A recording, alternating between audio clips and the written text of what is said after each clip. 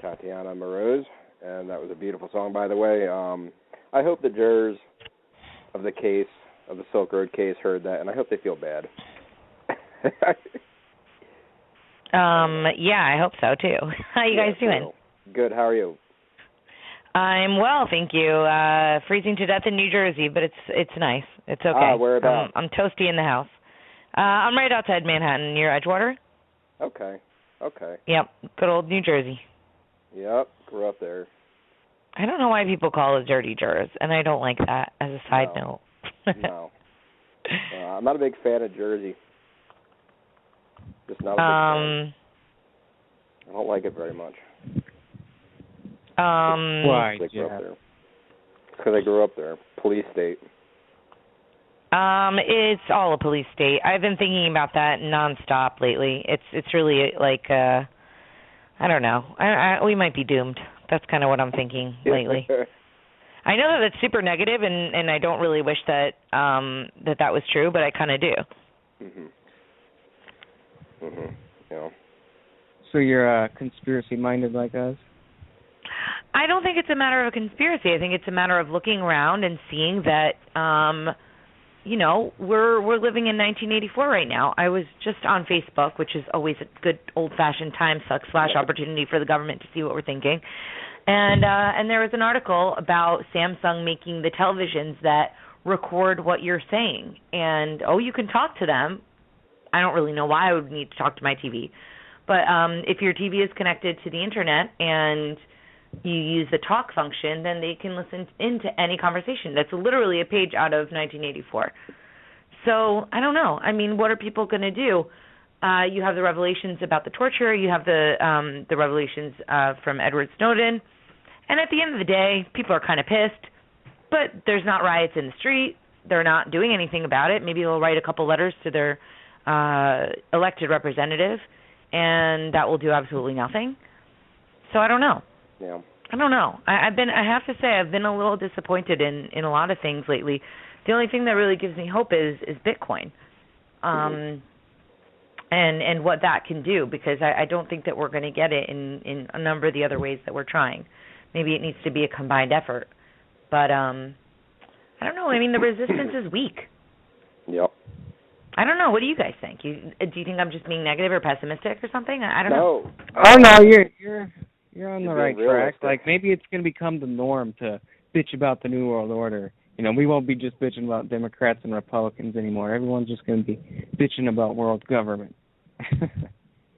And we're just going to... I want to live a life without bitching. Yeah. I mean, I've literally, for the past couple of days, I've been thinking, where can I go to escape all of it? Just the state and the stupid bureaucracy and all of the significantly worse aspects of our society. And I literally can't think of anywhere. I started considering space, but that doesn't seem to be an actual option.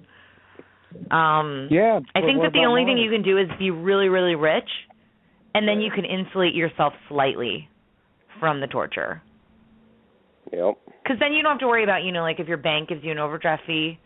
If you're rich, that doesn't really bother you. Or if you get a parking ticket, that doesn't really bother you. And those things, I think, significantly,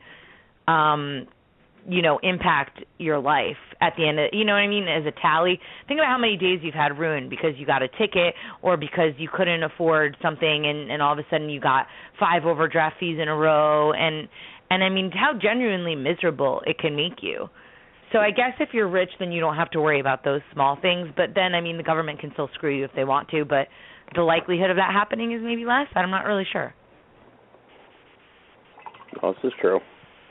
Yeah. So nothing but sunshine and rainbows today, guys. Yeah. Yeah. So I think you got a point with the Bitcoin. I definitely think the blockchain has a huge future potential. It's going to be used whether we like it or not, But what if it gets placed in the hands of just a very few? Just like our other I don't even think that that's as much of a concern. I know that a lot of people, especially people who are very against the Federal Reserve or whatever, and obviously have an understanding of how things work. That's a common concern. But, when you look at the Internet, you can say, oh, the government can spy on you. But you don't throw away the whole entire Internet because of that one thing. I mean, there are a lot of benefits to the Internet. And Bitcoin is as revolutionary as the Internet. So, if, for example, if you want to keep track of information or like files and stuff like that, or who voted for who, or accounting, I mean, there's a lot of different things that you can do with the blockchain that streamline a lot of the bureaucratic processes of the government. So arguably, if they put those into place, then they would be more accountable for their actions. It would not be something that you could fake particularly. So I think that's intriguing, or the use of it in law for smart contracts. I think that would be really nice. Yeah, you're not kidding. That's a really awesome thing, too. Yeah, no, the smart contracts are really cool. I had a lot of bad experiences last year. I guess maybe that's why I'm like mildly grouchy. Not even grouchy, I'm really disillusioned. Last year, I had a gig booked with PANDA, People Against the NDAA, and they had booked me for a number of different shows, performances, and they had an event holder. His name is Bobby Rodrigo, and Bobby didn't pay me on time, and so when I approached him about it, as per our agreement, if I could get the money that he owed me, instead of paying me the money, he put his hand up my bare thigh, like under my dress. No, it's crazy. I actually don't. I never talk about this because after this happened, I was basically traumatized, and this is probably the first interview I've ever. I don't even know why I'm talking about it, but this is the first interview I think I've actually named names. But so what happened is that right after that, I had a contract. He was breaking the contract. He's a libertarian. How could he break a contract, right? This is me and my naive mentality. And so I went to his boss, Dan Johnson, and I said, Dan, not only is this guy not paying me, but when I asked him for the money, he groped me. And normal reaction would be, oh my gosh, let me look into this. That sounds really crazy. Like, that can't be true. Or here's another one. If you're owed money according to your contract, then yes, we would like to honor the contract because that's the kind of people we are. And instead, he responded with, how do I know this is true? How do I know that you didn't like it? Oh, well, he used to own strip clubs, so, as if that excuses that kind of behavior. And finishing with, if you try and go public with this, we're going to ruin your name. And we're going to, destroy you in public. Wow. And this is like a real, actual conversation. And since then, I tried to deal with the situation. I wanted to kind of keep it under wraps. Like, when something like that happens to you, there's a lot of different feelings that you have. You're like, it's a really, really complex experience that I would have never imagined would be that damaging. I'm not like a wimpy girl. But it was horrible. And if, and so then I tried to go, I made a police report. I went and I tried to handle it. I have a girlfriend, she's an attorney. She was trying to help me with it, and then basically I got nowhere. They fired me from the rest of the tour because I reported that. And I lost a bunch of income, and I didn't even do anything. Like, all I did was I reported that I wasn't getting paid on time, and that I got groped. And anyway, so it ended up happening that I realized that, even though I thought that, I have a contract, and, you're not allowed to just sexually harass people and then fire them for it, actually you can, because the law is that if you're a 1099, then you are not able to sue for sexual harassment or anything like that. And if the company has less than 15 employees, you're also not able to do that. So So you're not able to sue him? I mean, I didn't know what to do, and I wanted to. I was concerned about the money because I was, still reeling from the Gulf Gulch experience, and it was a lot of money to me. But I was more concerned with, and I was never even asking them for damages or anything. I was just asking them for the money that I lost from them kicking me off the tour. But then I tried to kind of figure out even where would I litigate this? Like, how would I even go about this, even if I went to small claims or, any number of courts, civil court, criminal court. But the incident happened in L.A. The company was based in Ohio. Bobby was based in Atlanta, Georgia, and I'm in New Jersey. So if I even wanted to go and try and pursue it, I don't even know where I would go. So, you know, here I am thinking I have a contract, and of course, this is a wonderful world. This is America, and there is absolutely no solution afforded to me. Like the other day, I spoke with one of the government agencies, and they were telling me, yeah, because I'm not a W-2, I don't have any rights. So if I had had a contract under, if I had made a smart contract, none of this would have ever come up. Right. And the damage would have been minimized. You know what I'm saying? Even if something funky happened, it wouldn't be a year of trying to kind of take care of the situation and figuring out that the system is completely broken and a complete total sham. Because that shouldn't happen, right? It's not 1950. You can't just grope women, especially when it wasn't even like I was, he inappropriately hit on me, because that happens sometimes in social situations. It's gross. It's not fun, but it happens. Sometimes the guy misreads the signals. But this was, can I have my money? I will put my hand up your bare thigh. Right. That was the reaction. So, I mean, it was so hard to even want to be involved in Liberty after that, because the guy's a scumbag. Well, not even the guy is a scumbag, but the people involved all kind of protected him in that regard. Wow. I had people telling me, "Oh, you can't report this. You can't tell anybody in Liberty because you're never going to get a gig again, because you're going to be blackballed for reporting it." Hold on. And it's like, this is like a real legitimate, and this I heard from women. How does this telling happen? Me this. Because this one asshole. It was a total nightmare, and I'm still dealing with it. And the only option that I have is to talk about it. And I haven't talked about it because you got to talk. Because I'm worried I'll get blackballed. Because I'm worried that people are going to be like, "Oh, you liked it." Because I'm going to be. You're not going to get blackballed.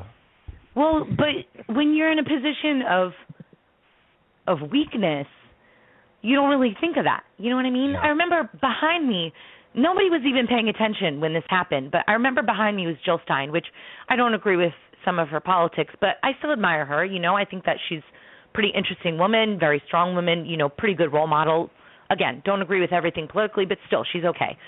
And I remember she was behind me, and I remember when he did it, I remember immediately thinking, like, that I had done something wrong and that I didn't want her behind me to think that I was a whore. I mean, this is literally what went through my mind. Like, why would I even think something like that? Right. But that was part of it. So it's like, big deal. He put your hand on my leg, like whatever. He didn't punch me in the face. He didn't like rip my face, like my fingernails out or anything. You can't. But it's so messed up. And And sometimes you tell people and they kind of don't really want to believe it because it makes them uncomfortable. So they kind of dismiss it and they kind of move on. And then you start thinking, well, this is the resistance. These are the people that are fighting for freedom. Right. And we can't even call out people in our own movement. Right. No. Some people deserve to be called out. And that's one of them. Well, actually, that's what I wrote a song about. So I wrote a song about it because, I was really upset. I didn't know what to do. And I wrote a song. It's called Call You Out. And it's coming up on the next record. And the song is basically all about, how the courts and the cops, they won't do anything for you. You can't afford the courts. And the cops, they don't care. If they show up at your house, you're lucky you don't get shot in the face. So... actually, that's not fair. There are some police officers that try and do their best within the limited circumstances that they have, and that's a longer debate about whether or not they should even be participating in the system at all. But I don't want to blanket all. That's not cool to say that all police officers are murderers, because they're not. But anyway, the point is that I thought about it for a really long time about how I would tell people about it and how I would fight for justice and how I would use this as this teaching moment. And at the end of the day, all of a sudden, all this time has passed. And I'm like, I don't know. It feels like it's anticlimactic, and it feels like justice will never be served. The justice will be served. I think that... who's going to be accountable? Is anybody going to stop donating to Dan Johnson's new organization? I just went on his website, and this is what got me going about it a couple weeks ago again. It made me feel like, man, I really need to say something. And again, I haven't even had a chance to say anything. I probably should have prepared a statement, whatever.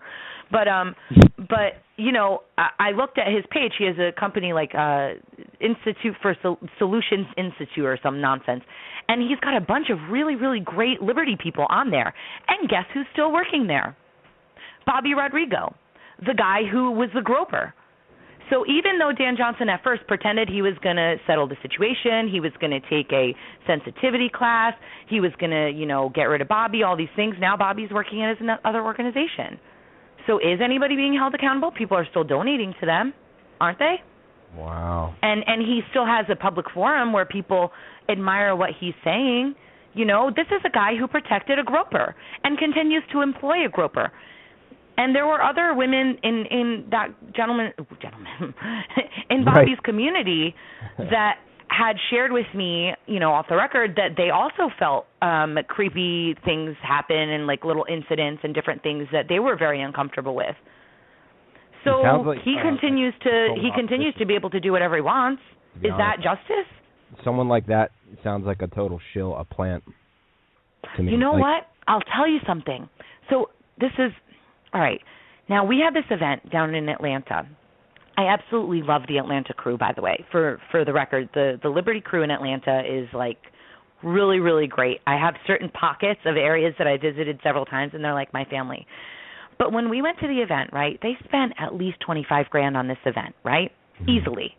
There was a huge auditorium, and, I mean, it seated at least 5,000 people. There were like 10 people there. So let's take the molester thing aside, right? If Bobby is the event coordinator and he spends $25,000 on an event that 8 people show up to, why does he still have a job? Right. And why are the people that donated the $25,000 plus in order to have that event, why aren't they pissed that their money is being wasted in such a way? Right. Like that $25,000 could have been given to a number of other organizations, but Liberty organizations that could potentially use that money more wisely. So I do think it's weird. I mean, I don't know if he's a plant or not. I don't like to speculate about that stuff because it's sort of hard to confirm one way or the other. Right. But it seems very strange. Oh, yeah. You know, why would oh yeah, no, but and the way that Dan Johnson fought me about it tooth and nail, like I was some hussy out for a bunch of cash. I mean, it was bananas. It was over $200 this guy owed me. Why would I start so much shit over $200? Why wouldn't I if I was going to make something up, why wouldn't I make up, that he like raped me or something? You know what I'm saying? Or like something more drastic. You know what I'm saying? So it was bananas that he would even protect this guy. He's going to drag my name through the mud. He owns strip clubs. Who is the more likely person to be lying? Not that there's anything wrong with strip clubs, but a guy who owns strip clubs might be known for being handy with the girls, right? That seems reasonable. And he was gung-ho like I was a horrible person. And if you couple that experience with what happened in Gold's Gulch, which I don't know if you guys know, I was down in Gold's Gulch, and it was a mess, and it was basically a living nightmare. I don't know. You know, it's hard to feel that people really are what they say that they're about. Mm-hmm. You know? Yeah. So, again, with the Debbie Downer for the convo, but I don't know. I mean, I just kind of want to be honest about some of those. A lot of the people that I talk to in Liberty are super burnt out, and they're like, I hate Liberty now. And not that they hate the philosophy, but they hate the community. And I think it's because there's this protectionist kind of attitude about, this is a celebritarian. They can do no wrong, you know, and there's a lot of celebritarians that are horrible people that don't live by their rules at all. So the good people, I think, end up getting pushed out because they feel like, well, why would I participate in something that's fake? Because I know that there's bad people all over the world. There's a lot of shysters, there's a lot of scam artists, there's like creeps and stuff like that. But when you're involved in an ideological movement you want to think that the people that you're fighting for freedom with are actually good people. Good people, right. And no, same thing here. I was kind of let down big time when I went to that Pork Fest thing and met a few people. And how so? What do you mean? Oh, well, I'm not trying to make you call people out or anything. No. Don't worry. No. I'm not going to start. No, absolutely not. No, there was just a few people that were very negative and attacking other people. And I remember while being there, that whole Alex Jones thing. I mean, people, it's like everybody was just ripping on him. It's like they were a bunch of kids. It was really embarrassing. Well, arguably, there's a lot of reasons to be ripping on Alex Jones. You know, a lot of people do have some, you know, there's a lot of complaints about him. So the point is not to randomly throw Alex Jones under the bus and say, oh, everything he's done is terrible. And he's just an example. I don't know him personally. You know, I met the guy. He was nice to me. But, you know, it's like you can't question whether or not, I don't know. I think that sometimes people just won't even question their Lord and Saviors, whoever they paint that Lord and Savior to be for that, you know, period of time. Well, I mean, I think he's at all. I mean, he's definitely a little bit emotionally unstable at times. But I think most of the things is just a little bit far-fetched and a lot of the claims. But I mean, it's not really so much about Alex Jones. It is just the attitude in general. And I get what you're saying about how a lot of activists, you expect them to be able to confront certain issues, and they will just almost bury their heads in the sand when it comes to certain things, and that's not what you would expect when it comes to that. I mean, you would think they would stand up and like this. What you're telling me just enrages me. It really does. It makes me a little bit angry. Well, trust me, it's been a roller coaster of misery ever since. I don't like that type of person who gropes and has that attitude like they own the world and they can do whatever they want. But he can, right? He's got a job. He didn't get fired. So are we really accurate in saying that those people don't? You know what I'm saying? Like, he did win. Yeah. Maybe he won't win now that I'm talking about it, but he needs to be blackballed himself, and I still have faith that will happen. I mean, the guy's a scumbag. He needs to be called out. And both he needs guys his are ass, scumbags. He needs his the ass protector kicked. And the molester. He really needs his ass kicked. Like, I don't know if anybody's going to do that. I don't know what's going to happen with that, but I think that I now that I've kind of spilled the beans on here, I really should make more of a formal statement and make sure that my messaging is clear, because I wouldn't want to misconstrue anything, you know, from an emotional place or something like that. But I mean, everything that I said is true, but you never know, because I mean, the Dan Johnson guy was threatening to sue me for defamation because he came. I actually have this on videotape, which I could always share. But he came up to me, he came up to Gigi Bowman's tent in Pork Fest. That Pork Fest was a weird Pork Fest. And which one? Is it the one that I was at, or the most recent one? The most recent one. So he came up to the tent. And I was like, beat it, buddy. Like, no, get lost. These are my friends. I literally was just like, beat it, all Jersey. And I tried to be really calm, and we had this huge, like, pseudo-fight discussion, I don't know what you would call it, for about 15 minutes. And after that, he threatened me that he was going to sue me for defamation. It's like, I'm going to sue you for allowing molesters to molest me. You know what I mean? Like, but that was, you know, that's how it turned out. And right? Excuse me? Gigi had your back, right? Yeah, no, Gigi had my back. You know what really had my back? Chris and Megan. She was really good. And then everybody actually there was wonderful. Pam, which is one of Gigi's, like, neighborhood friends. You probably don't know her. She was really great. Everybody was, like, had my back. But, you know what? I stood on my own. I did hang out at Gigi's tent for a little while when it started raining. She was really cool, her and her husband and family. They're wonderful people. I love Gigi, and I love a lot of my friends that are in the movement, but do you see why somebody would be, like, disillusioned with this whole experience? Because it's like, of course, you know. Yeah. But if we as a community allow people like that to exist, and we're, you know, I wish that I hadn't been afraid, and I wish that I had said more. Like, I thought that I was doing the right thing by trying to keep it low key. I thought that I was being classy. But but I was really just being a victim, and I was being, screwed over. And imagine somebody who's in a lesser position than me, right? People like me, people like my music, I have fans and stuff. But what if I was somebody who was just a regular Liberty fan, and something like that happened, and they don't have a voice, they're unable to say anything to protect themselves. So I don't know. I don't know what the solution is, but I think that we have to encourage more calling people out. Well, I'm glad. Is this Bobby guy? Is he associated with the PC Atlanta Food and? I got the right thing? I'm not sure. He's very heavy set. He's like facial. Yeah. Okay. Yeah. Yeah. He kind of looks like a but I mean, I think that the bigger problem is also Dan Johnson from the guy who protected him. Yeah. You know what I mean? I think that he's just as bad. Company. Yeah. Yeah. I see him. Right. Oh yeah. So I don't know. I mean, people should go and not give them money anymore. That would be good, or at least. I mean, I would never give a company like that a dime. And he has female supporters. Do they know what happened? No. And should I? And honestly, shouldn't I feel like? I don't know. I wish I had said something sooner.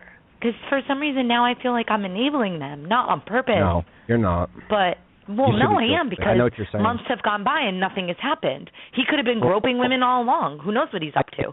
I get that you should have prepared a statement, but no, it's better to say something than nothing at all. And I'm glad you're saying something now. So it's important. Oh yeah, of course. We want it because we don't want scumbags. We don't want to have people like that in our associated with us in any way. Yeah, they're dirtball.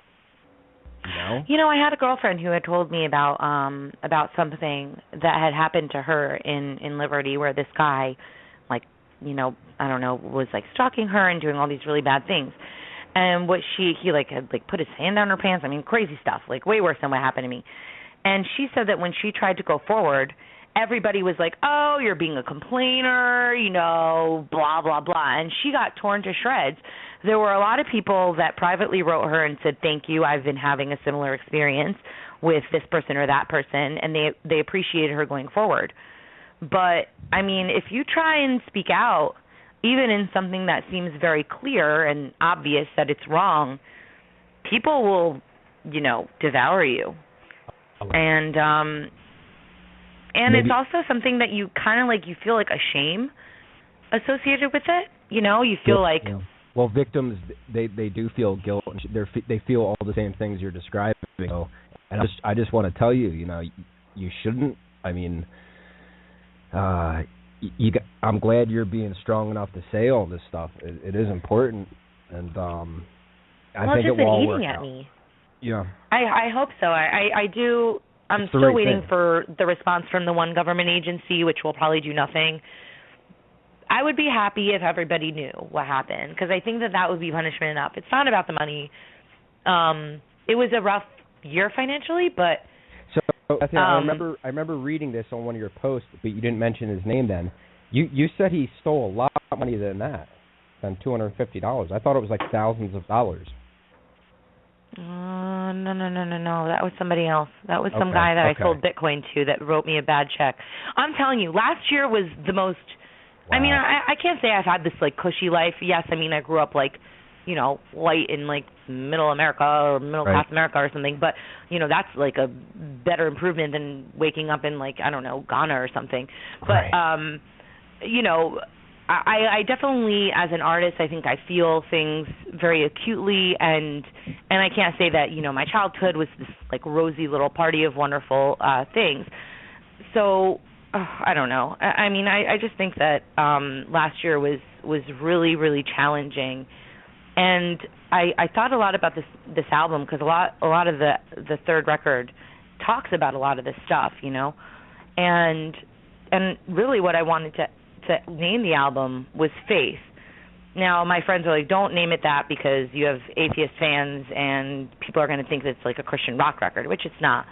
But the reason why I wanted to name it that is because I felt like it was a year of questioning my faith, like my faith in, not religiously at all, but, you know, my faith in the system, my faith in what I was doing, my faith in the liberty movement, my faith in humanity, and will they ever be able to dig themselves out of the cesspool that they've created around them, and all the different things that are in the world that are based around faith. You know, people believing that their government is good, people believing that their religion is right, and what are the results of that?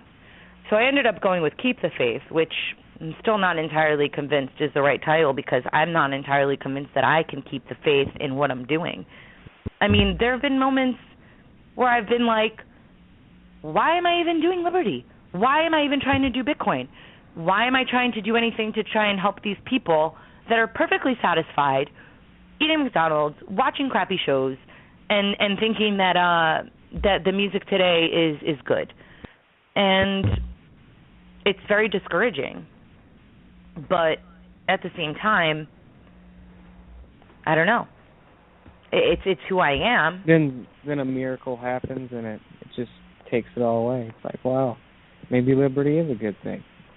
What is the miracle? I mean, what would that miracle be? Like me getting like $1 million and, like, you know, living a rock star life? I mean, that would be great, but I don't know. I mean, is mankind going to, like, break out into peace and everybody's going to start holding hands? Right. You know, like, well, I don't know if there's a point anymore. I feel like some sort of like an existentialist crisis on my hands, but I don't think I'm the only one that feels that way. There's very little hope to have faith or hope anymore, it seems. And but every once in a while, you see something that really does give you hope in people and in our freedom and in our future.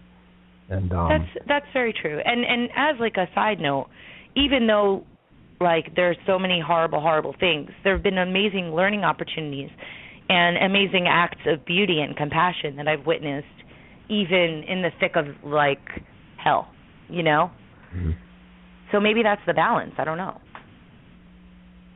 But yeah, you know, after living in the Matrix for so long, it does take a toll on you. Well, fighting the Matrix is exhausting. Like, I never thought that I would want to have taken, what is it, the red pill or the blue pill, whatever the one is where it's like you don't go down the rabbit hole. Like, I think to myself, what if I took the other pill and then I didn't, but I don't know if that would be possible because I had roots of revolution since I was a child. Like, always trying to think of a way that humanity could be organized in a better way that was good to people, you know, and that was more fair. So I don't know if I could have ever been anybody else, but it's very challenging. Like, you know how you've got Bob Dylan and all those old artists that used to kind of sing about anti-war stuff. I used to think to myself, why would they ever quit that kind of a message? Why would they ever stop protesting? And I'll tell you why. It's because of shit like this. You know, it's like when you realize that the people that you're in this community with, and there's so many bad apples, and they specifically take advantage of people's goodwill and their good people don't think about what bad people do, so bad people can take advantage of them because good people wouldn't even conceive of those kinds of thoughts. So I think that's why some people just kind of go away from trying to be politically active or trying to make a difference, because even the people that are trying to make a difference need some work.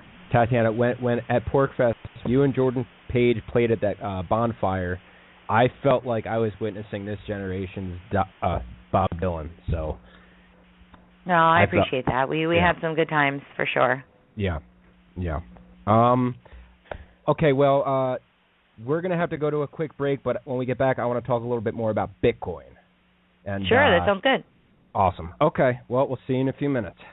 All right.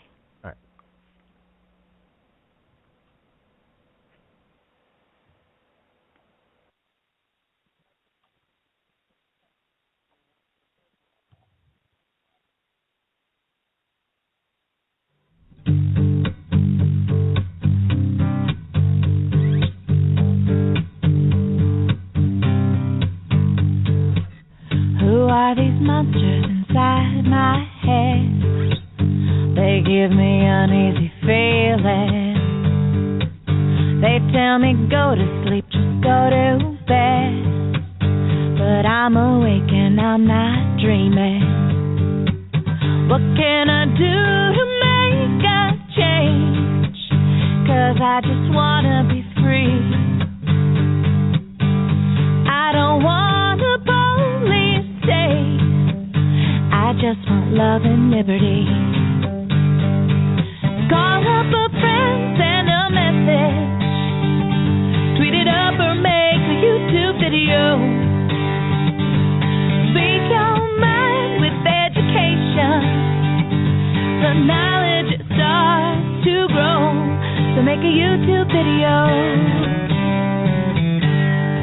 Make a YouTube video.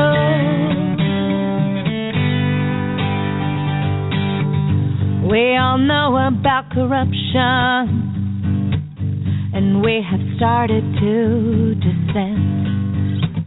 The banks have fed assassination, but you can't kill 99%. What can we do to make a change? 'Cause we just wanna be free. We don't want this police state. We just want love and liberty. Call up a friend, send a message. Tweet it up or make a YouTube video. Speak your mind with education. The knowledge will start to grow. So make a YouTube video. Make a YouTube video.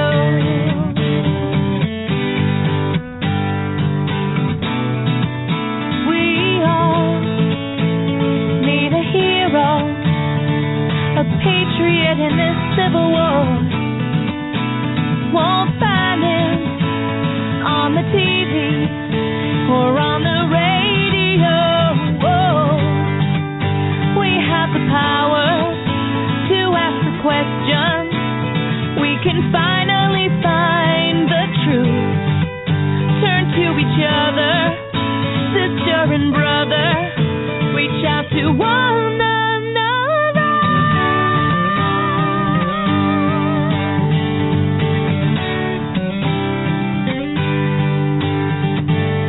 Call up a friend, send a message. Tweet it up or make a YouTube video. Speak your mind with education. The knowledge starts to grow. So make a YouTube video. Make a YouTube video. Make a YouTube video. Make a YouTube video.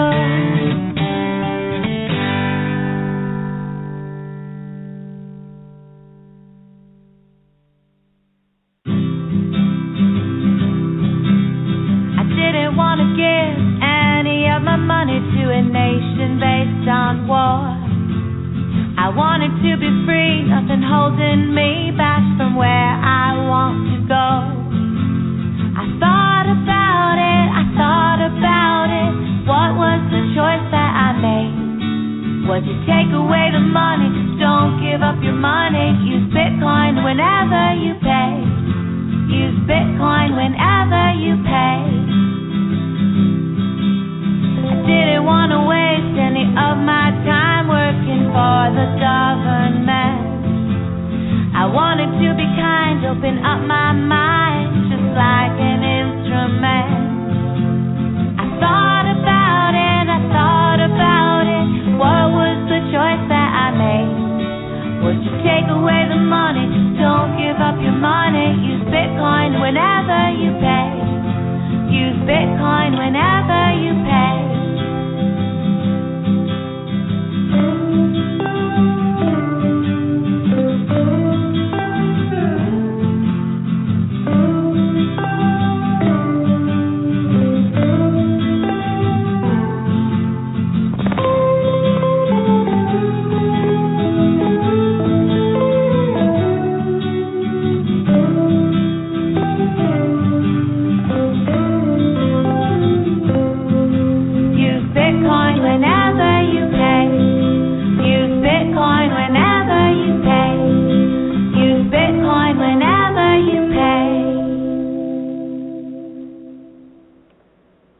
Okay. Yes, awesome we're back. song. And guess what? I'm back. Yes. Yay! So Blog Talk Radio is all messed up. I got people sending me messages saying they're having issues with the link. I don't know what's going on. I couldn't connect myself or do anything. I'm sitting here listening to the show, but it wouldn't let me connect. So I don't know what's going on, but things are going good right now. Hi, Tatiana. How's it going?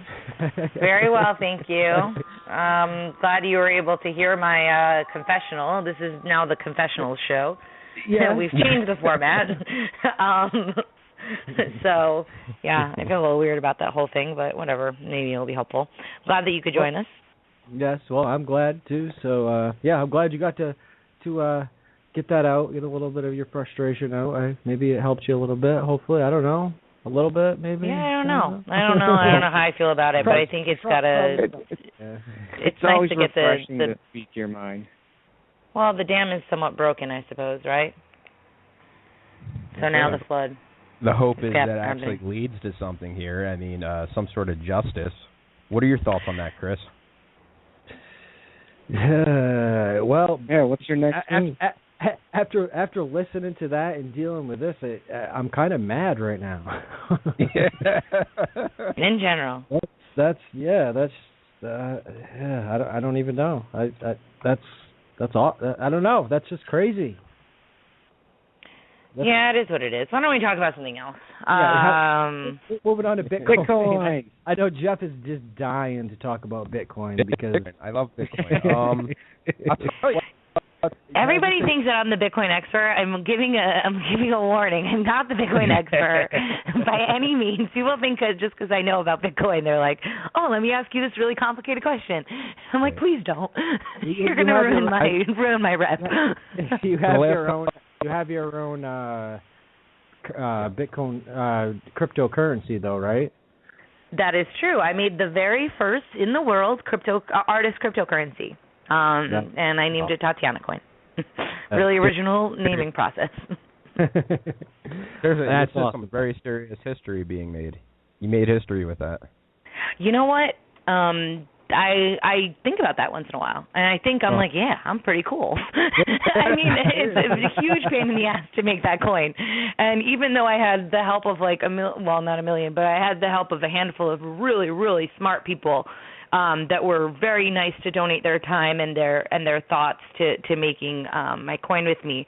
It was a total pain in the butt. It was really, really has some challenges, but at the same time that gives me the opportunity to kind of work those out and to hopefully create something that other artists can copy and expand on.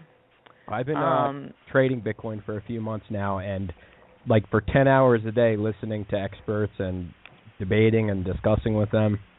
And I'll tell you what, like, his sleeping patterns have changed a little bit because he has to listen to that like late night, early morning. So he's right into it though. So I get all my information from Jeff at this point now because he's like your filter. He can give you the news, like the highlights. Well, it's like kind of every show when we open up, we kind of he goes over and tells us about this and that, and it's like, you know, now I'm like a sponge. I'm just, you know, kind of absorbing it, and I have myself, you know, a Bitcoin wallet and all that, but I have no Bitcoin yet, so I've always got the charts up. Jeff, are you going to donate some Bitcoin here, or what's happening? Yeah, this is a cry for help. That's what I hear. Yeah, we got to, because we had somebody on here that I don't remember his name, Jeff. We had someone that worked for Jordan Belfort, you know, the Wolf of Wall Street there, and we had him on the show. Yeah, and he was like, he told me that I got all set up and everything, and he told me he was going to you know, set me up and everything, and it never happened. It's almost like he used our show to like get the word out for himself, and it was just this big, I don't know. Anyway, so I just real interesting. Yeah, and he dropped the F-bomb. He dropped the F-bomb at least like 100 times in the show. Wait, are we not allowed to drop the F-bomb? Oh no, we can. Oh, okay, because I might be getting some notices from the FCC. Yeah, no, it was just funny because like every like three words that came out of his mouth was, you know, F this, F that, and like, all right, well, I mean that's good, but I don't know if you're promoting too well here, dropping the F-bomb, like, you know. Yeah, well, some people just aren't that. I don't know. Maybe he's from Jersey. Oh yeah. Well, when I saw that movie too, I mean that was the whole movie. They had like really bad mouths the whole time. Yeah, that's. So I think that's probably like a cultural thing. I don't know if that excuses it, because hopefully one would be able to control it in different scenarios, but nonetheless, I think it is like a cultural thing in that case. Yeah, real classy guy though. The culture of cussing. But I guess maybe I have a little bit more of an understanding because I can have a potty mouth sometimes. Not always, but... I'll tell you what, though. Speaking of hope and faith, when I got into Bitcoin, I was real optimistic because I looked at Bitcoin as the way it's going to set the people free. It's going to transfer the money from the hands of the central banks into the hands of the people, into the population. And absolutely. And I felt that way, and then I got onto this TradingView chat, and I started seeing everybody, all the traders and what they would say, and they weren't feeling the same types of feeling the thoughts that I was expressing, as though they were very selfish. They figured if I get rich from this, which a lot of them are, of course, that I would only help out my family and friends, screw the rest of humanity. I really don't care. They didn't look at it as a way for to set the people free. They just thought of it as a way to make themselves money. And those are the people that are going to have the wealth transferred into their pockets. So that was a little bit of a... Well, I mean, it could be revolutionary, but then I think it could be revolutionary, but, you know, think about how it could help. I think it's 2.5 billion people are unbanked in the world. Right. So if Bitcoin can help those 2.5 billion people have access to bank accounts, that is a huge war on poverty. That is a win for humanity. So even if a couple rich a-holes get rich at the top, which is a big shocker there, right. I do think that it can liberate millions upon millions of people around the world. You have a point there. And there's a lot of really good things that Bitcoin can do. So I hear you. I mean, I work in Bitcoin, so I see there's a lot of scammers. There's a lot of people that don't have the same soul of Bitcoin that I fight to preserve, and that's disappointing. But then if you look at, my friend Connie Glippy, she has a charitable organization, BitGive, and at the end of the month, she's going with the Water Project to Kenya to unveil this well that they built with basically all Bitcoin, Bitcoin donations. So that's really amazing. So that's a good thing. I mean, that's like makes a huge impact on a community. Oh, it's so good. I don't know. I just hope it's as good as people think it is. I mean, I think it's very, very promising. And you were mentioning earlier the Bitcoin contract. The only downside I see to that is if you were to make a deal with someone and make a contract, say, a year ago, then the value of your contract is, 6 times less than it would have been now, 5 times less. Oh, they could peg it to the dollar. They could say whatever the equivalent is. I mean, there's ways around that.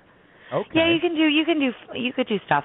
You guys should have my friend on, Pamela Morgan. She's, in my opinion, the best. Now I'm going to offend my other Bitcoin lawyer friends, but she's my favorite Bitcoin lawyer because she has this great way of explaining it that anybody could understand, and she really walks people through it. So if you guys ever want to do an episode about smart contracts, I'll put you in contact with Pam because she's really fun and really, really engaging, and I think that's really important when you're talking about it. Yeah, just email that to me. We definitely do want to do that. Okay, great. Yeah, I'm in. Sign her up. I'm volunteering her against her will. Bitcoin in the next few months. Unfortunately, there's going to be some despair. It is going to go down to at least 130, I feel. Why do you think that? It's just the charts, and the fact that so many people short this. Because you could short Bitcoin, of course, and you could do it with 20 times leverage.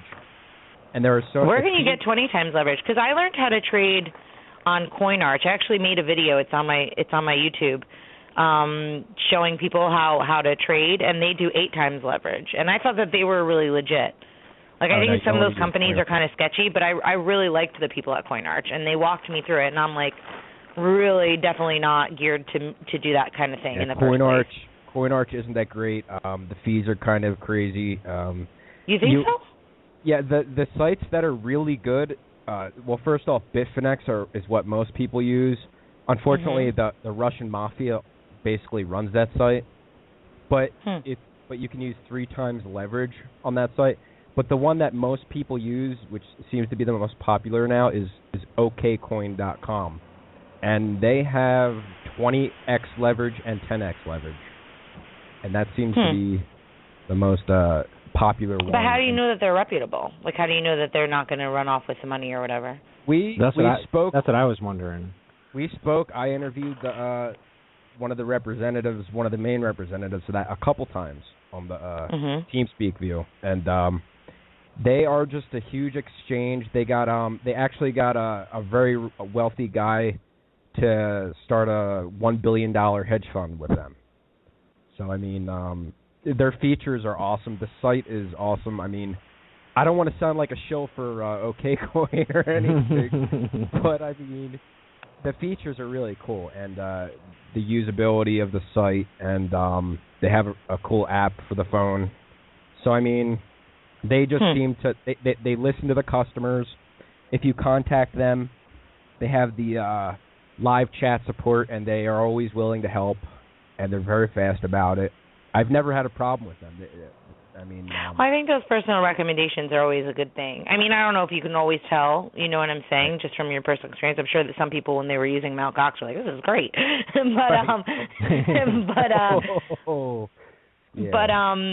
I don't know. I think you know, in general, whenever people are trading, they should be smart about it, and that's sort of, I think, an underlying, I don't know, aspect of Bitcoin. It's like it kind of teaches you or forces you to be responsible, and I think in some cases that's good. I think in some cases, hopefully, the free market or whatever is left of it will, you know, build products to give people more options.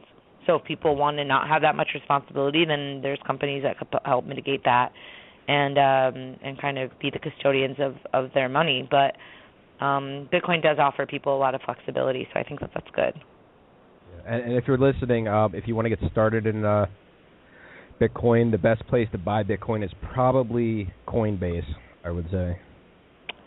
Or what is it? Circle is the other one. Yeah, those are, see, that depends, right? So some people, and the anonymity of Bitcoin is always a little bit, like, weird and tricky to kind of, like, understand / explain. But it's not really truly anonymous. If you know, you do some, like, research or whatever, you can kind of trace things back to people. But then you go back to Coinbase, and, like, I just use Coinbase today, but if you want to not have your Bitcoins being purchased in a way where it is linked to your bank account, then those are not the places to buy Bitcoin. Right. You want to. So you might want to go to like a meetup and just do something in person with somebody. Right. And that's just, you know, different personal preference, and you know, always. It doesn't necessarily mean that you're even doing anything shady if you just don't want to necessarily be on the grid with your coin. But yeah, back to the price of why I think it's going down. It's just the charts. If you look at the Bitcoin chart, you can see patterns in it, and if you look hard enough, you'll see different fractals matching other fractals. And we've been in this downtrend over the last year, and it's going to hit a bottom. It's going to hit a bottom, and that bottom is going. It's not going to go any farther down, and from there, it's just going to go up. What's it at right now? It's at 223. 223. Yeah. Yep. And the lowest it's going to go, I don't know. It could, because the recent bottom was $160. Right. I'm hoping it doesn't go any lower than 160, because it is going to go that low again. It's going to test the bottom. But if it goes lower, the next step is 130, and then unfortunately the next step under that is $30 or $50. Is it? I forget if it's 30 or 50. See, I don't really see how it could go that low, because when I go to Bitcoin conferences, there's so much money and so much interest in the tech. I mean, now that they're getting banks involved, of course, the drooling banks can't wait to take advantage of the tech. So I don't know. Like, I don't understand how the price can be going down when there are so many other things indicating that Bitcoin will be successful, period. Oh, yeah. So, like, why is the price, it's just, it's just the collective psychology. It's because we've seen it been going down all this time. So once it goes at high to a certain point, people expect to go down, and they don't want to lose money, so they short it. And then you have all the bag holders, like the people in the TeamSpeak that I hang out with. They have thousands of coins, right? So to protect their investment, if the price goes down, they have no choice but to short it with at least a portion of their coins, just to protect their initial investment that's in cold storage. So they have to short it at a certain point just to protect their savings. And it really is just the psychology. It's the expectations. We all think that it's going to have long-term benefits because we're all under the once it hits the low, which, like you said, it's probably not going to go under 130. I don't know. I have no idea. It's going to go to 30. But after that, it's going to go up to at least, I think it's going to go up to $7,000 minimum. Actually, the problem is that people who have Bitcoin are like nerdy freaking Liberty people. You know what I mean? So basically, most nerdy Liberty people don't have money in the first place. Right, so they're like all living off the fat of their Bitcoin, but now there's no fat to live off of. Right. So it's really just a matter of like, can you hold out and can you not spend your Bitcoin? You know? And I think that's really hard for people. And look at the economy out there. It's going to ride the bottom for a couple months. It's going to stay down for a couple months, and then it's just going to skyrocket. There's no choice. Well, that's when it's hitting that bottom. That's when people obviously should just buy in.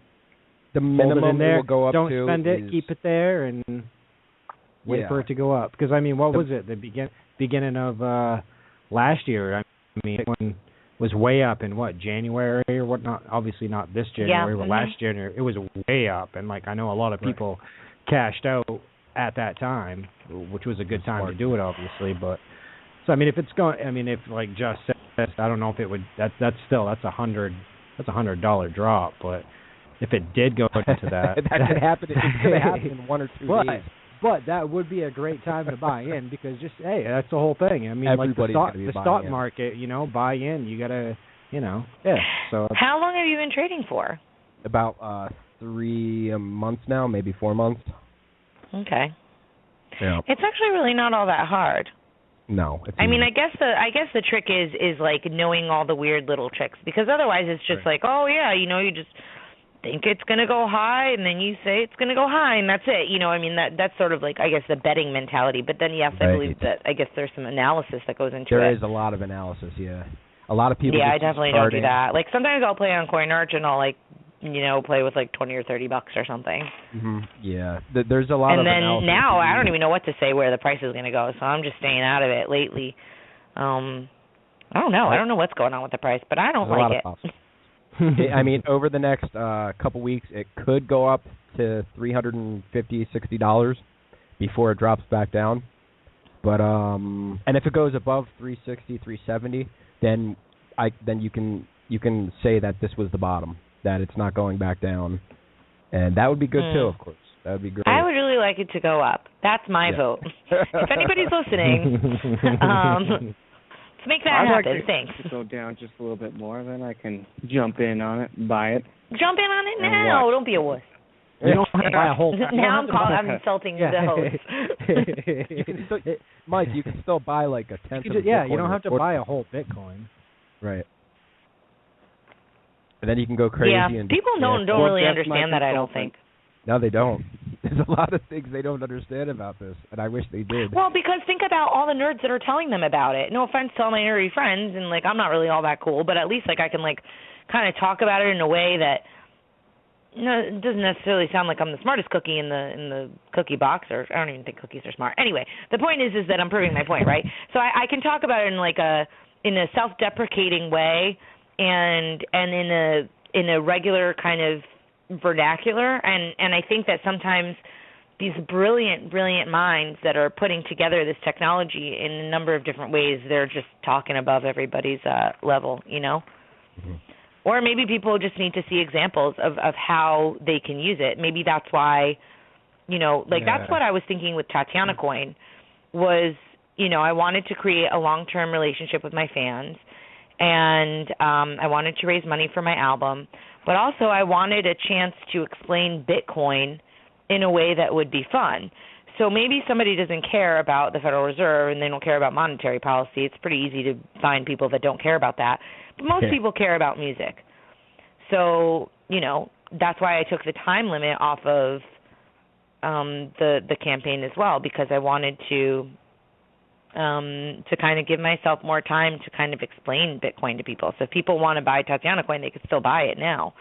But we're making improvements to make it a little bit easier, and just like that goes hand in hand with Bitcoin. You know, Bitcoin is still a little tricky, and people are just trying to figure out ways to make it more exciting and make it easier to participate with. You know, I mean, ChangeTip is doing that for sure. They're making it nice and easy, so that's cool. And I don't know. I guess we'll just have to see what happens. I'm holding. That's all I know. No, most people are holding, and I think that's why it can only go so low, because the people who are holding, you know, the hardcore fans of it, or the people, you know, who just aren't familiar with trading and all, and yeah, that's believe true. it has Those people could also be an option. Right. The long-term opportunities of it, they're the ones that are keeping the price up. And that's why it's, you know, it's good. And you're probably right about it not going so low. Well, I don't know. I mean, I don't know. We're going to have to see what happens. I'm curious to see how it pans out. But I think if you understand really, I guess I don't really truly understand what Bitcoin is, but, you know, like you get like a good idea of like the possibilities, I think that's when you are all in. And the people who are kind of finicky, I don't think that they go to the conferences. I don't think that they know the people that are behind it. They don't know what kind of resources are going into building these empires, so to speak. You know, these little startups that will hopefully one day grow and be job providers for people. There's and huge it's such a creative money and fun industry. It's like F it, you know. Yeah. Been on the ride for a long time. You might as well wait until it's over before you get off. Well, this is the year that it's all going to happen. I mean, there's no doubt about it, because we're about to hit the bottom, so we're going to see how high it goes. It's going to go up to at least $800. I mean, well, it's a shit show with what's going on in the world, period. Right, so any of these companies, funny actually, a little bit of a Freudian slip, but any of these countries that topple, you know, boom, Bitcoin up, yay, we're all rich. Oh, yeah. We're going to Jamaica, guys. Oh, yeah, no doubt about it. And I think realistically it's going to go to at least 7,000. But the thing about it this year is this is the year where the currency is clearly going to collapse. I mean, I know people have been saying that for decades. Which currency? You think the U.S. dollar is going to collapse this year? This year, hell yeah. Oh, yeah, absolutely. Why do you think that? I'm curious. I don't necessarily disagree with you, but I want to know why you think that, because you're right. Everybody says that all the time. There's a lot of indicators.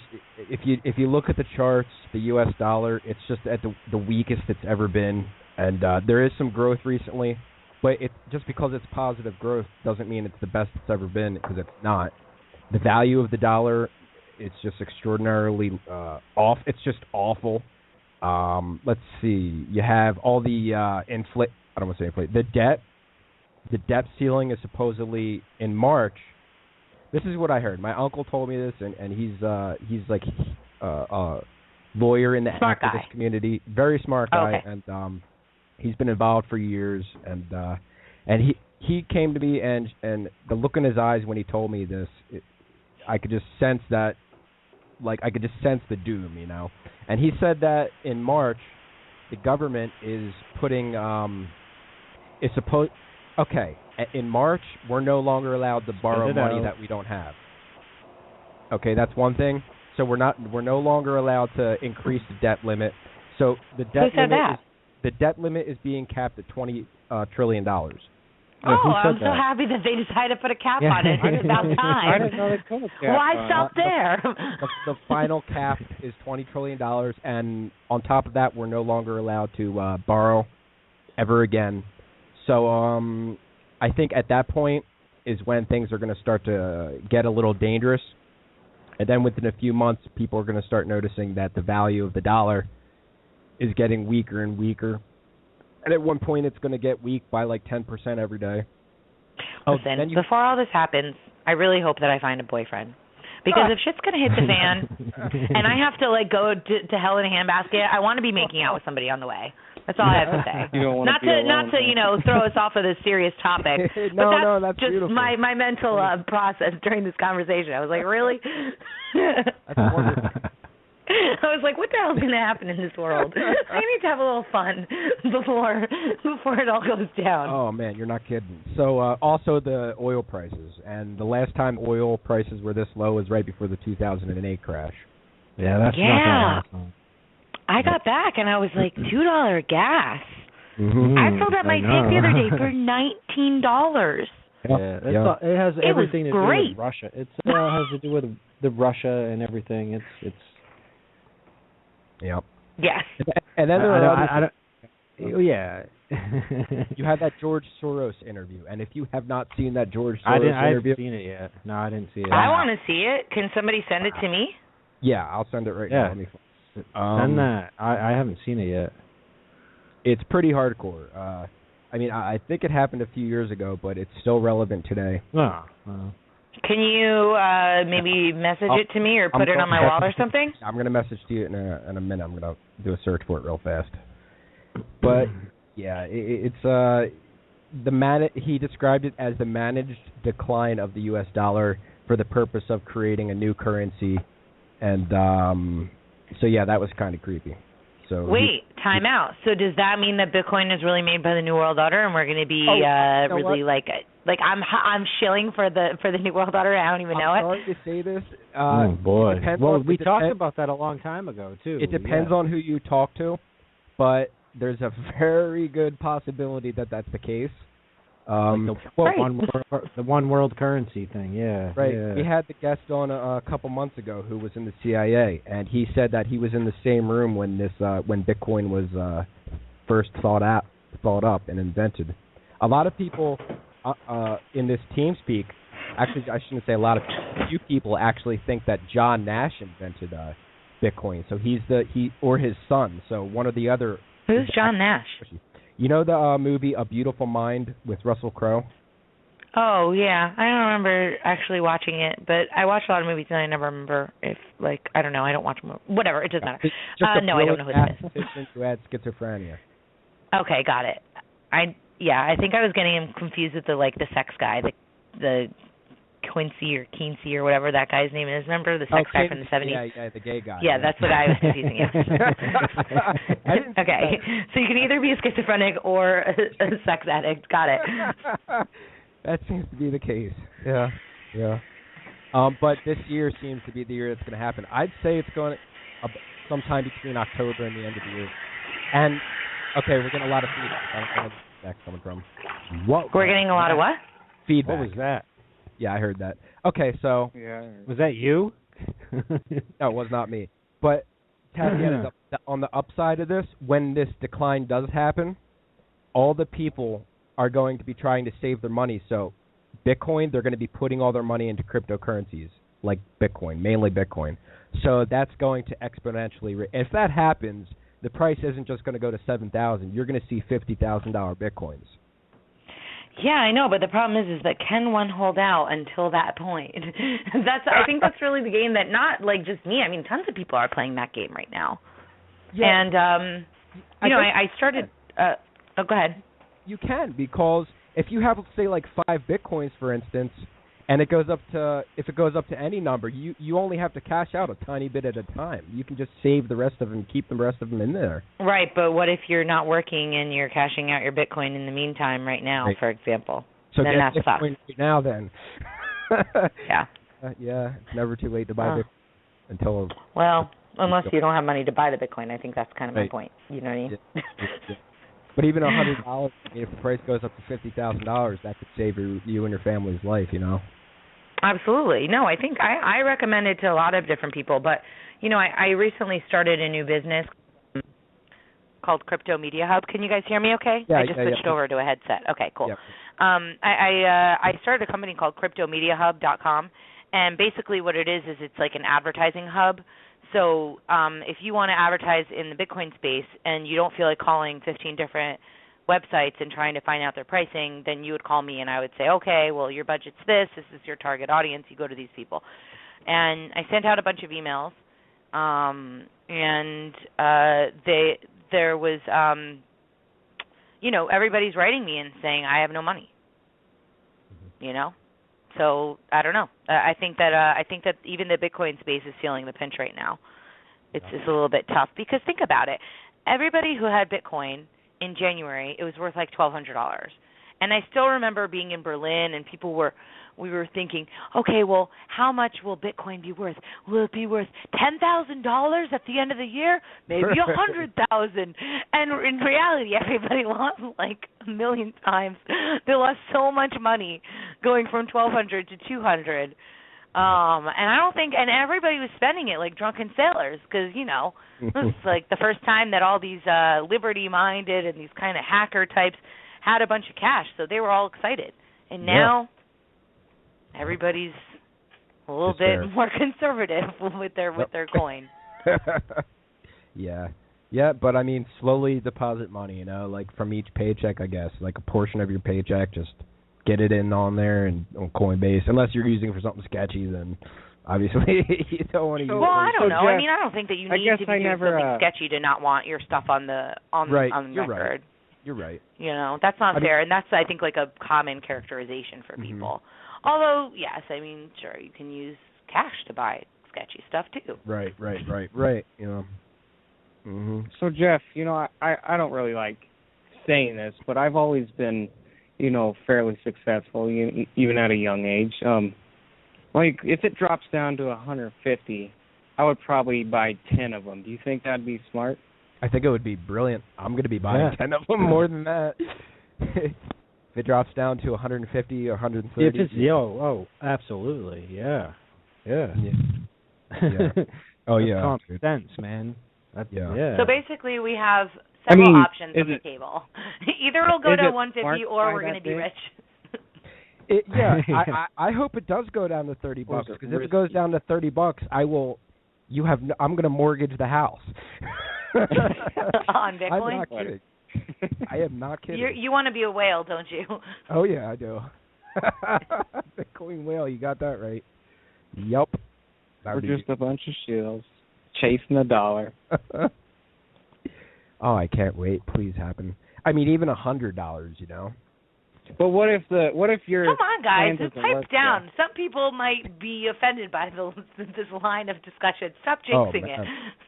Oh, man. The people who have a lot of coins, they don't want it to go that low, and I don't blame them. Well, I don't have a lot of coins at all, but I'm just saying, I don't want it to go to 100.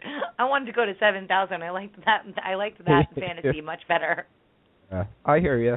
I'd much rather that, too. When that happens, I'm going on a boat trip. All of them. This way I can get away from all the state. Oh, the state, I mean, isn't like international waters, they have much smaller regulations out there, don't they? Isn't that the deal? Oh, yeah. Yeah, world government leaves people alone out there, yeah. Whatever happened to seasteading? Are they still working on that? Remember that project? I'm not familiar with it. What was that about? It's like, I don't know, they put like a big boat out in the middle of the ocean, and that's like their little island. It's like a really, really nice fancy cruise ship, I guess. I don't know. Wow. People can look it up. I think that one of the Friedmans was involved in that, the youngest one. I think that he was advising on that.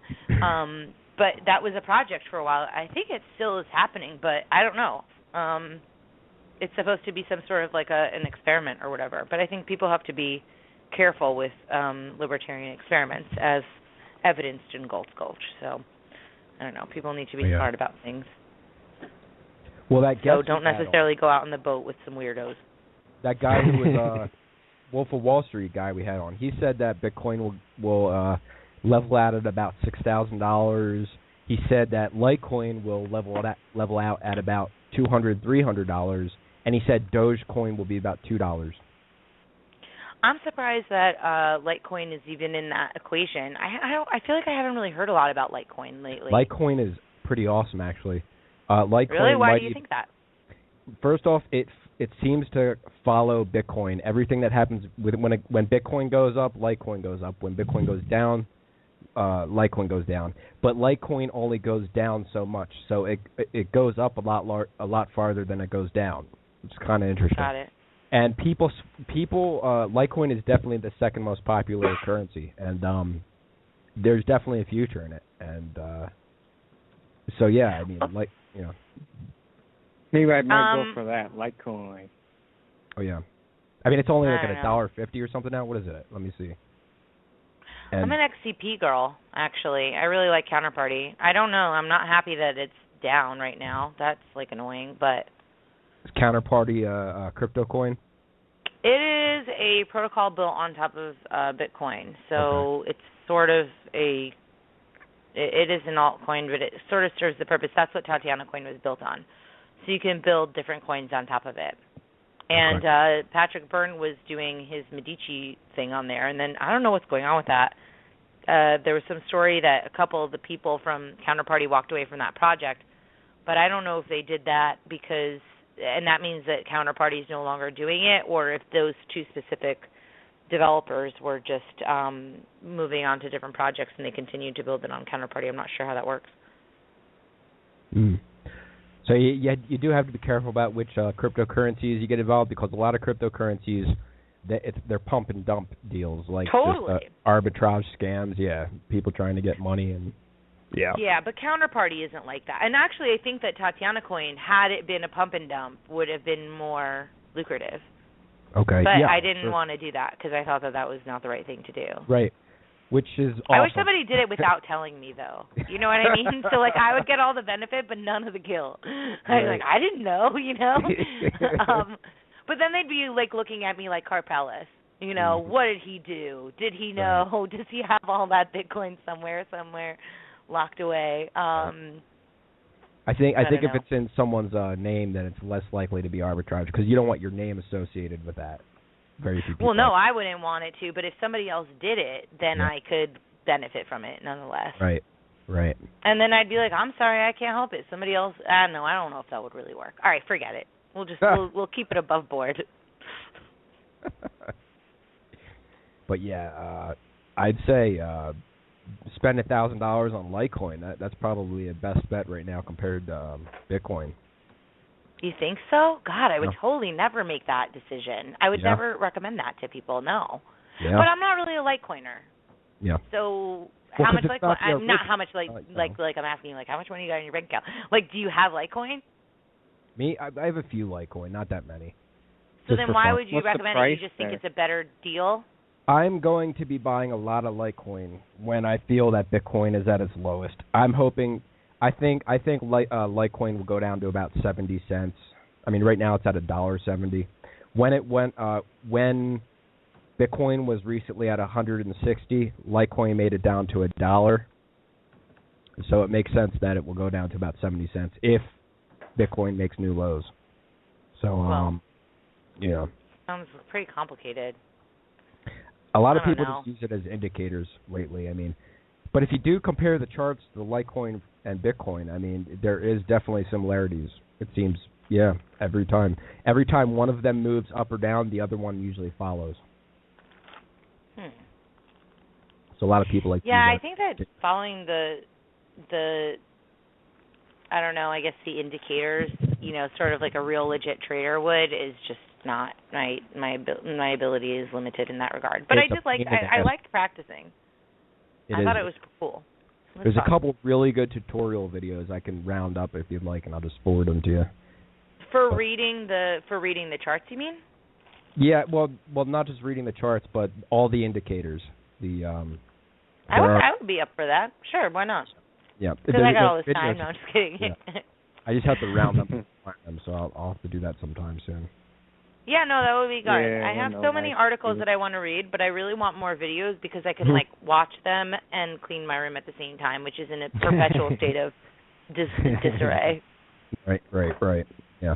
There's some really good stuff out there, like how to chart, which indicators to follow, how to follow them, and I'm actually I just need a really good friend that's a trader.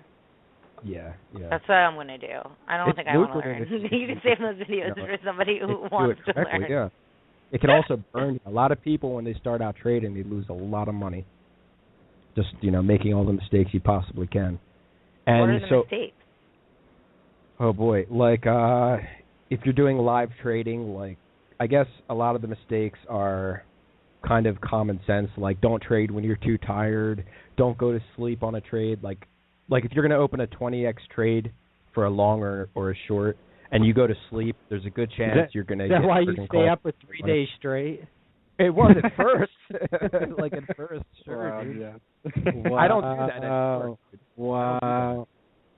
But you can use alarms to wake you up. But if you haven't slept in 3 days, an alarm isn't going to wake you up. Is that what you do? You set the alarm 10 minutes before showtime? Oh, no, dude. The alarm actually goes off when it hits a certain price, both ways. Really? If it goes gotcha. high enough to a certain point, so you can do a squeeze. If it goes up $2, it will wake you up. If it goes down $2, it wakes you up. Okay. I gotcha. They're full alarm. Wow. I don't know if I could do that. Can you just buy low and just not worry about it until it goes up to 700? Like, buy low and just don't you worry do about quarterly it. Contracts. Your position stays the same for 3 months. So you don't have... because I don't know if I want to get into the day trading business. Just an investment. Yeah. That's what I'm looking to do. Just put some money in, let it do its thing, don't mess with anything. Yeah, but if you know that where you're buying is at the bottom, if you know it's at the bottom, then it would be smart to do like 10x, 10 times. So you make 10 times more than you would have if it goes up. All right. Because I've done I've done the stock market. I've made not that much money, dude. I got lucky like the first time I did it, and then I screwed up the next couple times. But happens. I got the beginner's luck, and I was like, yeah, this is easy, and then that beginner's luck hurts a lot of people. Yeah. It did hurt. Yeah. But like I was saying, I trust Bitcoin. I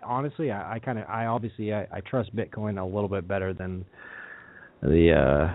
Yeah. Well, I think the 2.0 space is going to have a bigger impact in the long run too. I don't know. I mean, I guess you need Bitcoin for some of the 2.0 stuff, but I think that's really when it gets interesting. Right. Beyond just using it as a currency. I don't know. People are getting really creative out there with that. Oh, yeah. But I guess that doesn't really affect the price, and the price is a fun thing to focus on, I think. Oh, yeah, it is. Right. It is. And there's people picking up Bitcoin, more companies that are allowing Bitcoin payments and stuff like that. So, I mean, right, that's going to help out. Think about this, dude. If you have one Bitcoin, right, and you do 20x, and the price goes up by $10, you just turned your one Bitcoin into 2 Bitcoins. You just doubled your money. Doubled your money, If you short it and it goes down $10, then you doubled your money. That concept alone, you can be poor. If you're good at trading and you get into Bitcoin, you can turn like a few dollars into a lot of money,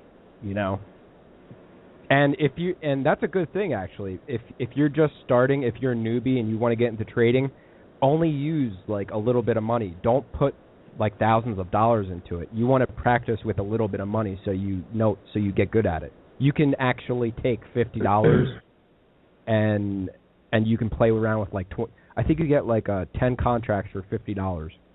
Yeah. But why do you get good at it? Like, what makes you good at it particularly? Yeah. What lessons can one learning from your mistakes? How would you know though? Yeah, how do you know though? That's what I like. You don't just it's a risk. It's kind of a Here risk. It is, right?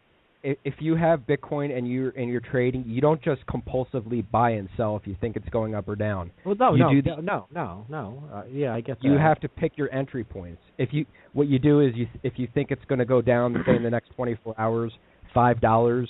You chart your you do a chart. You make a chart in where you think it's going to go, and you take like the exact down to the exact penny, and that's where you put your buy order in, your limit order.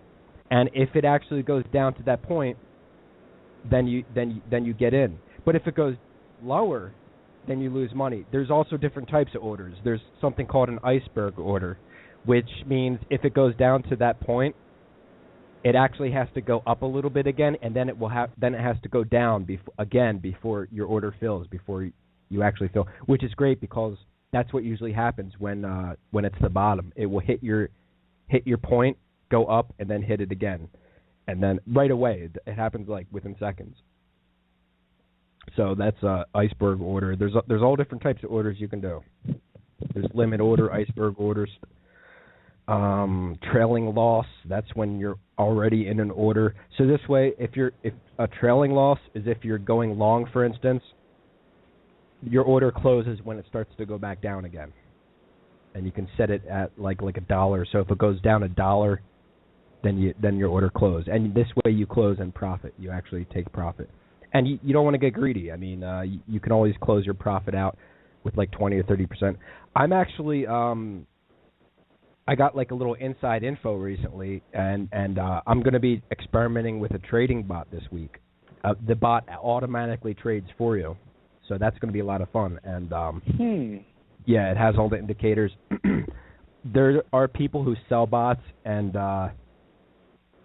if you buy a bot, I wouldn't suggest it just because, first off, if it's crap, you're not going to be able to get your money back. But this bot, you don't really have to know much of what you're doing, and it's all online. You just log in and do it. And it's legal, too, right? Of course. Because I know bots on online video games are illegal. No. I know what you're talking about. I used to have that World of Warcraft. What? Right. But I made my own bot for World of Warcraft, so I never got caught. But anyway, I wanted to make my own bot for trading, but it was just too much. But anyway, this bot, you don't pay money. You only pay money when you make money. So if you make and it actually keeps 20% of the profit you make. But that's fine because it's doing all the trading for you. But if you lose money, unfortunately, it won't go toward, because it's in beta mode actually right now, so they still have some improvements to make. But I'm going to be testing this out this week. A lot of people are claiming to increase their investment by about 15% a day. That's a lot, dude. That's a big. Could you imagine if some investment company claimed that they would make you 15% a day? You know? Yeah, no, that's not even possible. No, it's that's not. why it was explained to me that that's why traders should like Bitcoin, because they have a much better chance of making a lot of it is possible with money. Bitcoin though, yeah. It's more than possible. You can more than double your money in one day. You can triple your money in one day. This one crazy guy, he had like a couple hundred Bitcoins and like he made some stupid moves and lost it all. But then he like right away started with 2 Bitcoins, and within a couple days he was up to like 15 or 20 Bitcoins. So like, if you know what you're doing, you could do real well. But if you're going to be like crazy and go all in, then you probably deserve to lose your money, you know. You only want to play with a little bit of your money at a time, I would think. And with Bitcoin, the thing is, you can hedge. So you can be in a long position and a short position at the same time. And you can keep that going. You can increase it. So if you're betting that it goes up and it actually goes down, say by $5 lower than what you got in, you can add more contracts in it, increase and hedge that way. It's real risky because if it continues going down, you could get margin called and lose a lot more money than you started with, you know. But if it reverses and goes the way that you want it to, you can end up making a hell of a lot more money than you originally thought. There were some people that did that recently, and he just kept adding to his position because it kept going in the opposite direction that he wanted it to. But eventually, he got lucky and it went back down in the way he wanted it to, and he made a lot of money with it. A lot of money. So, I mean, yeah, it's... But you definitely want to have an idea of what you're doing. You definitely want to watch videos, read tutorials. Like I'm learning right now how to do this Gann charts, Gann, which was created by this famous investor. I forget his name. I mean, it's something Gann, but it seems to be pretty legit so far. I like it. I mean, like imagine that, being able to figure out the stock market, the way charts move. And the interesting thing with Bitcoin is it's a lot more. It's a lot different than regular stocks because it seems to be more legit. Like with its patterns are actually more like symmetrical, and as though it's less corrupted. You know, like Chris was saying, there is a lot more reason to trust Bitcoin compared to the stock markets and even regular commodities like gold. Gold is wonderful, though. Gold, I would say, is even more. Yeah, I mean, gold is obviously more promising in the long run than anything. Because if a solar flare goes off, or a crazy war with nuclear weapons or EMPs, even just EMPs. Here we go. One EMP could completely destroy the whole system. One well-placed EMP, and then unfortunately, Bitcoins aren't going to be very useful at that point. But if you get physical gold, yeah, obviously not. Yeah, no. But if you have physical gold, that was a concern that I had. You know, if something like that happened, nobody's. Yeah. My concern is, bureaucrats coming out with some regulations. Regulations. That's what they like to do. You a lot of people think that. regulations would be good, but I'd rather it not be regulated. I personally wouldn't, because Bitcoin. No. I don't think that's what Michael was getting at. Yeah. He just said if that does happen. Bitcoin. I mean, the very purpose of it is to keep it away from the government. I mean, that's what I liked about it the whole time from the start. Well, that was the Silk Road. I mean, that was does what it like work? the Can we keep Silk the Road away from the government? Yeah, right. right. But gold, here's the thing. This is what I suggest you to do, Tatiana. If Bitcoin goes to like $10,000 or $50,000, buy gold. Hell yeah, physical gold. And what you want to do, here's the trick. Here's the real trick. You can use a website like I think it's Amagi Metals. I love Amagi Metals. Okay, Even my boy. Yeah. I love those guys. Yeah. They're freaking awesome. You can actually buy Bitcoin. You can buy gold using Bitcoin, which is sick, because you would never have to pay taxes on it. Think about that. That's how you avoid it. I didn't know you could do that. It's legal. I think that it's a commodity. That's not a good recommendation to make on the radio. It's completely legal, and to make that as a recommendation, because Bitcoin is a commodity. It's not money. So you're just trading one commodity for another. As long as you don't turn your gold into actual physical dollars, you don't have to pay taxes for it. And here's another recommendation, and it's completely legal for me to make this. The government, if they ever try to confiscate gold again, they are only going to go after coins, gold coins, like ounces of gold. Versus what, bars? No. Well, they'll probably try to go after bars too. Chunk. But what you want to buy is it in grams, the tiny, like the chips, Oh, yeah. Kristen Megan, she sells those little puppies. They have them in like these little credit cards. Yeah, do you guys think that that's a scam? Because she's not a scammer, but maybe she got scammed into buying them. Do you guys ever see those, like the I don't know what you call them, like the gold chippy cards, whatever. Yeah, you break the little pieces off them. They're like No. You like sell them to your friends, and you have it's like an affiliate marketing thing. Well, do you think that's a scam? I don't know. I can't tell. I don't know. I'm not sure. I can't say it's a scam because you're actually physically getting the gold, So that's what I'm saying. Yeah, if you're getting the gold, there's some value. But on the other hand, to actually to become a to actually make money off of that, if you want to start your own gold business or whatever, and when you sign up with the companies, they do make more money from the gold, so you're paying a percentage extra to be able to get that, and the people you're buying it from, they're the middleman. You're not actually buying it directly from the company. But if you say you wanted to actually buy it from the company, you could do that. But if you wanted to start your own gold selling business, like a lot of people in the Liberty movement are doing, you have to send them a significant amount of money. At first. I think it starts off at there's different levels. The more you pay, the more money you make when you sell the gold. So the higher percentage commission you get. I think the most you pay to get the most commission to this company is like $3,000, and I think when you do that, they actually give you some gold in return and all sorts of perks. If you actually end up selling a lot of gold, then obviously that's the way to go because you want more commission in the long run. And a lot of people are making money by doing that, by selling, by becoming referrals.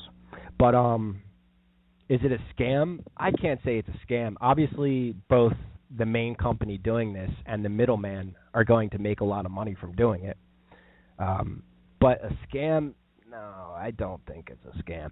But it is true that you want to avoid getting coins just to, not so that the government won't confiscate them. Get as much gold as you can, do what you can, bury it, bury the gold. Why are we sitting around here talking like there's going to be thieves at our door? Does that not disturb you guys? That we have to be like, oh, you can't let the government get them, like they're the mafia. It's amazing.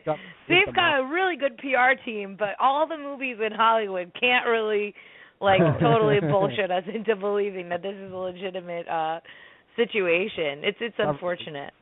I mean, look, I think this is the year, the collapse of the dollar. So when it does happen, there's going to be hyperinflation. And I was saying before that Bitcoin will go up to $50,000 at that point, but that's the minimum at that point. Because if hyperinflation happens, what's the value of the dollar? $50,000 probably won't be that much. So we might be talking like $500,000 Bitcoins at that point. Could we invite you back on our show in 2016 and we can just be like, the currencies still? Yes, I think that's good. I think that we should just give away money on the show. Oh, that'd be beautiful. Because we'll just have so much of it. Exactly. That's why. That we can just give it away. That would be great. Awesome.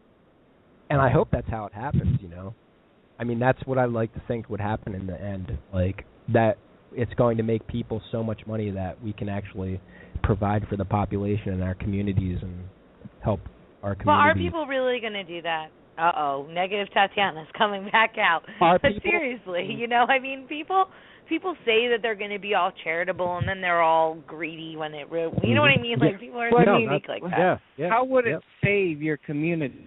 Right. Well, money because they're that materialistic. They're just going to buy things and they're going to be back to being broke. What did we do? Well, yeah. If the shit doesn't truly hit the fan, then everyone's going to keep it for themselves. But if the shit hits the fan and the power's out, first off, Bitcoin's not going to help you. Second, we will be trying to help our communities for our own self-interests because you want to survive and you don't want people attacking you. I mean, people are going to have to get together if they want to survive, and work together at that point. I mean, that's just going to be natural instinct. I mean, at that point, you're not going to bunker in and shut the world out and just try to ride it out because you're going to run out of food eventually. You're going to have no choice but to join the community and why don't they just launch the nukes? I don't want to live like that. Launch the nukes. I would vote against the nukes. Yeah, I don't want nukes. You don't fear death? I don't. Of course. Well, I don't fear death, but I know when death comes, I'm going to be a little scared. Well, of course you're going to be, man. I don't want to. Well, yeah. Well, I don't want to die. You don't have. I'd rather die. Well, I don't want to die at all. I mean, I'm not scared of death, but I got a 7-year-old son, so I kind of want to, you don't have any kids, so it might be easier for you to say, but it might be easier for you to die, Jeff, because you don't have kids. Yeah, exactly, dude, man. I got a son, so I really want shit to be okay, and I just want to teach my son. I want to teach him the right way, and don't say that, Jeff. No, I don't. I don't want nukes to happen. No nukes, please.